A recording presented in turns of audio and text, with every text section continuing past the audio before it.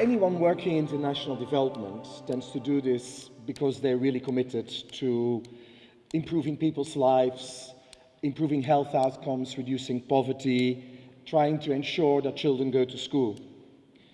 There's also lots of people that contribute very generously to development. There's a lot of private individuals that pay large sums of their own money to charities. There's philanthropists put in their own money in a very large scale into really good causes. Of course, there's also UK taxpayers that very generously contribute to my department, something in the order of £10 billion per year. They do this because they want to see results. They do want to see tangible outcomes, something that really is indeed changing people's life. And this is where, in recent years, there is somehow a disconnect has emerged with a lot of the people that are actually giving support for development, and maybe the sense in terms of the achievements that are being attained. In fact, lots of people have started to question is that those that are delivering aid, that are using these resources, are they actually enough focused on trying to achieve results? And in fact, a lot of people are questioning that many of the partners we may be working with, some of the service providers and so on, try hard enough to really actually reach the kind of results and focus enough of getting these kind of outcomes. It's quite reasonable that people are worrying about these things. You know? Development aid has existed for more than 50 years. And in fact, there's still a huge amount of problems. And we can see that a lot of people tend to be quite impatient in terms of seeing, you know, look, is this really used very, very well? So one part of the focus, and I think this is the focus also of this event, is to let's actually get much clearer in terms of what we're achieving. And measurement of progress is definitely then a very key part of the communication and the interaction with people in terms of seeing, look, these are the things we're achieving, these are the things we're not achieving. But actually these days people are trying to think even going a bit further. And there's been a lot of calls, and it actually has quite a lot of support in a lot of the communities involved in international development, is to actually say maybe we should go to models of development, or at least supporting development and financing development, where aid is actually going to be linked to results, where payments that are we doing to service providers, we need to start linking much more closely to the results. Now, I can already sense some shuffling on the seats there, here and there, because we indeed are talking about maybe even getting to some kind of markets for results, where actually what we are trying to encourage is that people who provide resources should be able to buy some of these results, and indeed those involved in working in development should think of it as a service they're trying to actually sell, and that actually the resources that are being spent are not anymore just spent on good ideas and good intentions, but actually get more closely linked to outcomes directly. I know it's a scary thought, okay? And I'm not going to here blindly say this is the way it should be. What I want to do in my talk, actually trying to explain a little bit of the thinking behind it, and try to highlight some of the problems, but also some of the opportunities we have with models like that. I am definitely not someone who blindly wants to say we should be doing this everywhere. In fact, I've been writing here and there a little bit that I think caution is required. But at the same time, I don't want it simply to be dismissed as just something that's a fiction and we should just ignore. And it actually does ask quite a lot of good questions that we need to try to answer quite properly. And indeed, fundamentally, those who are proposing some of these kind of mechanisms that payments should be linked to results, they do it because they very much want better mechanisms for accountability. Better mechanisms for accountability in the whole industry of aid delivery, better mechanisms of accountability with the governments we're dealing with as aid donors, also with the NGOs that are operating, dare I say, also with the researchers that are actually using a lot of the research money that is provided from these ways to make sure that they keep on focused on results. And it is about accountability that's essential. Actually, it's these models of payments by results, or aid on delivery, or aid for results, and so on, the various names that this is known in the aid community, these models are being used already. There's a couple of examples I want to give to get a sense of what we're doing. My organization, the DFID, is at the moment providing aid to Rwanda for education, but it's conditional upon the actual attainment of better enrollment and better quality in the educational sector. Basically, Rwanda will get more aid if it reaches particular standards and particular targets in dropouts and enrollment and quality of education in the country. The government has quite willingly signed up for it, and indeed we have been having to pay, because it's been quite a successful program, actually more money than initially intended to be paid in aid for this particular program. In other countries, similar things are being done around health outcomes. I know of programs in Tanzania in that respect. So this is what we typically call results-based aid. A second category is result-based financing. This summer I was traveling in Nepal, and I visited a program which I knew of had been very rigorously evaluated. And this is a program in a sector that I know as a researcher, usually we have very little impact, which is vocational training. Skilled training, vocational training, has virtually no countries in the world, and that includes the UK, actually big impacts on labour market outcomes and incomes for those who get trained. It's a very difficult area. It's a commonsensical area where we say, surely this must be good for unemployed people and for people who find it hard in the labour market, but we find it very hard to get success. That's what the evidence tells us.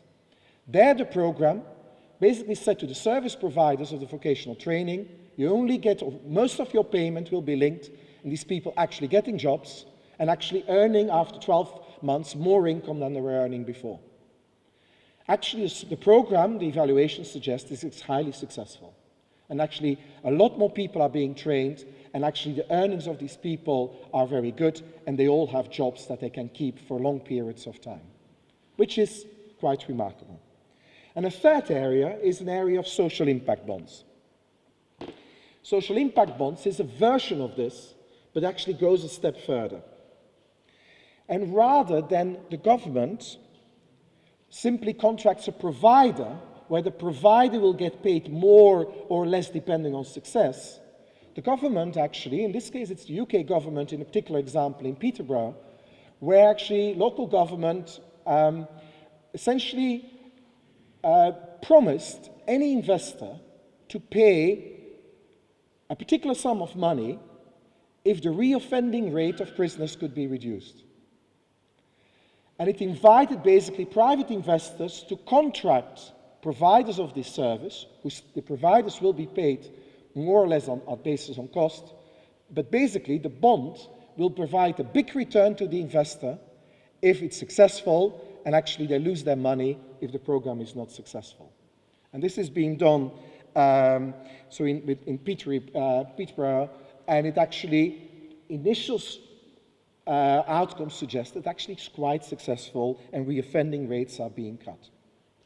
What's interesting here, it's not that the government is here actually contracting a service provider directly in terms of, and making the service providing bear some of the risks here. It's actually private investors, in this case actually charitable foundations, that actually ended up bearing some of these risks. So funders love this, because it actually, they see it here as a way of starting sharing some of the risks of very difficult problems, and indeed, maybe getting more efficiency and more innovation in some kind of sectors. Although, of course, the assumption here is, and that's important, that in areas such as international development or charity work, not-for-profit organizations, or indeed researchers, that we actually quite slack, that there is lack in efficiency, that there is lack in innovation. And it's actually what I want to do in my remaining minutes, to give you some of the principles to actually clarify when this actually could be a useful thing to do, but actually when we should be very cautious. And it's in 3 areas. It's about measurement, about efficiency, and about risk. And I want to say a few things. First of all, these kind of schemes can only work if we can be confident in the measurement of our outcomes.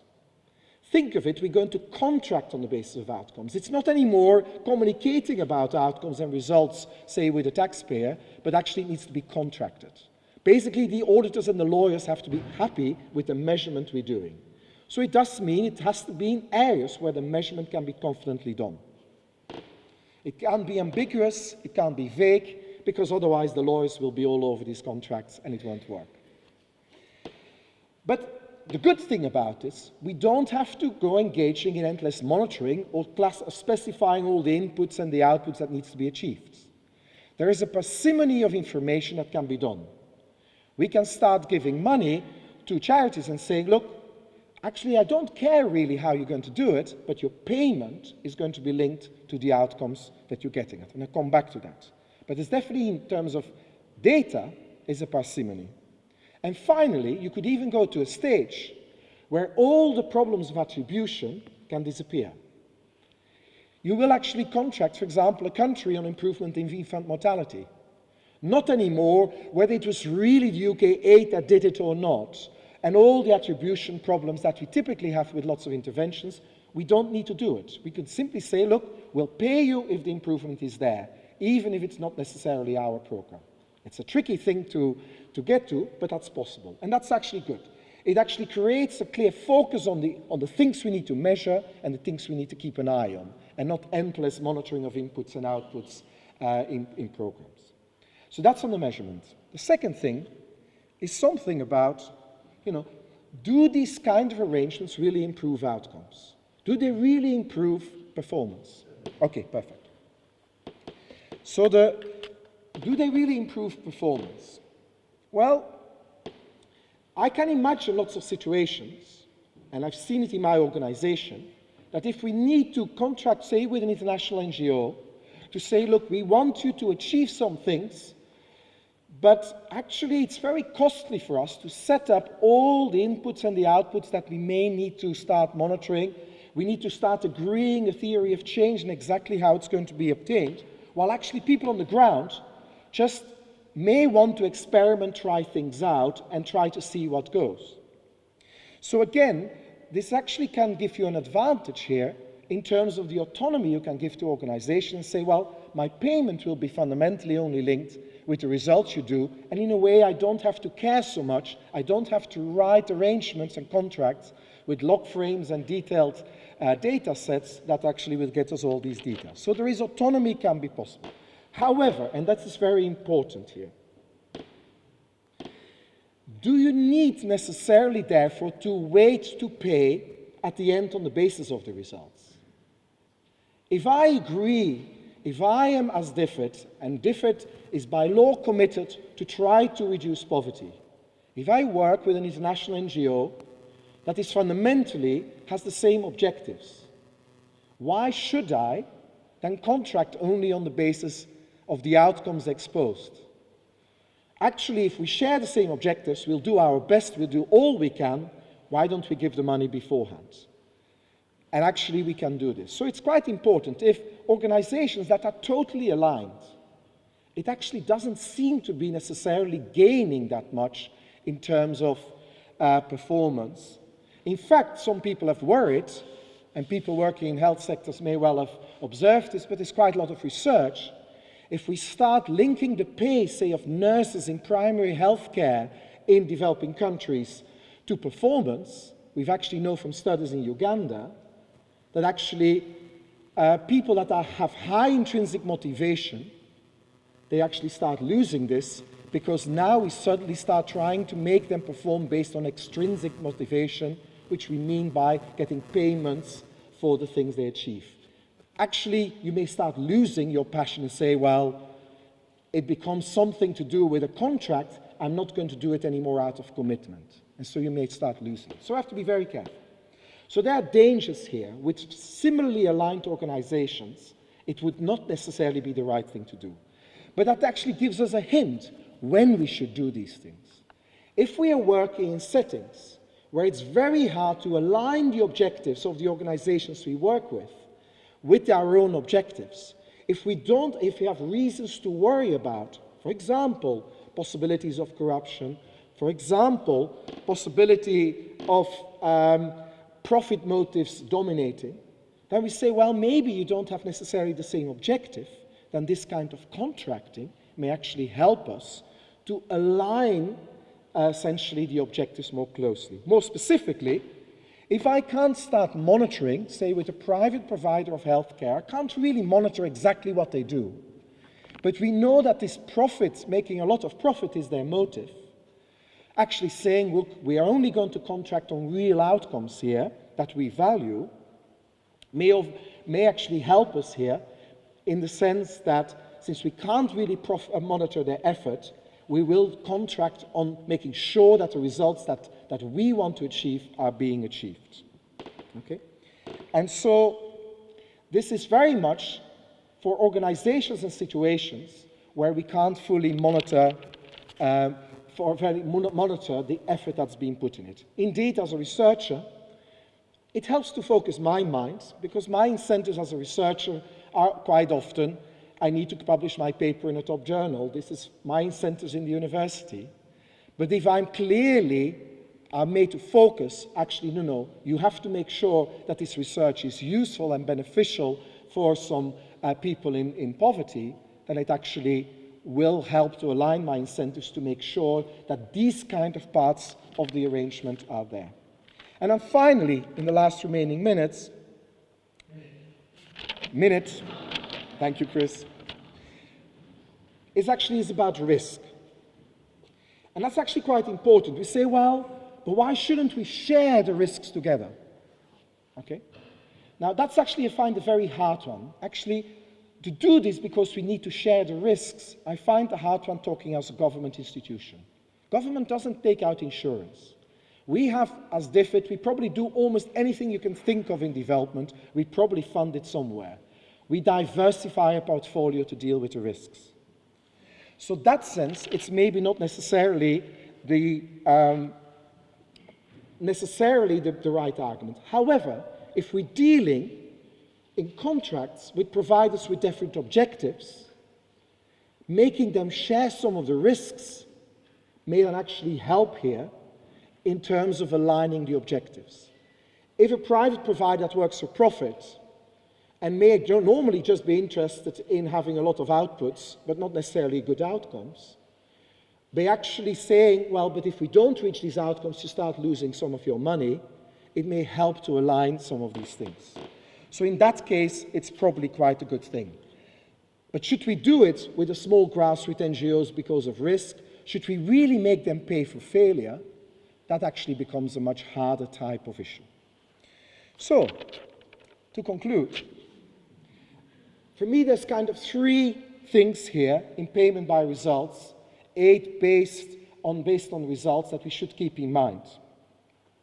There will be occasions in which this is really good for outcomes and for performance. This will be if organizations really know how to do something and they don't want anyone else to tell them how they should achieve outcomes. These kind of organizations could embrace this.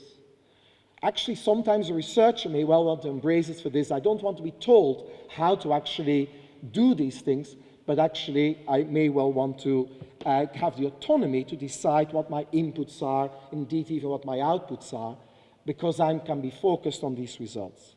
Or in environments where monitoring is really hard and where we worry that the objectives of the partners we work with are actually different from ours. These are the kind of areas where this can be really good for performance. The risk part you want to be careful with.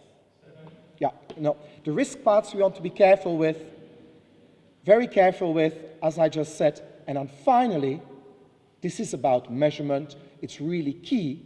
We'll have to be able to start measuring in an appropriate, audited way. Thank you.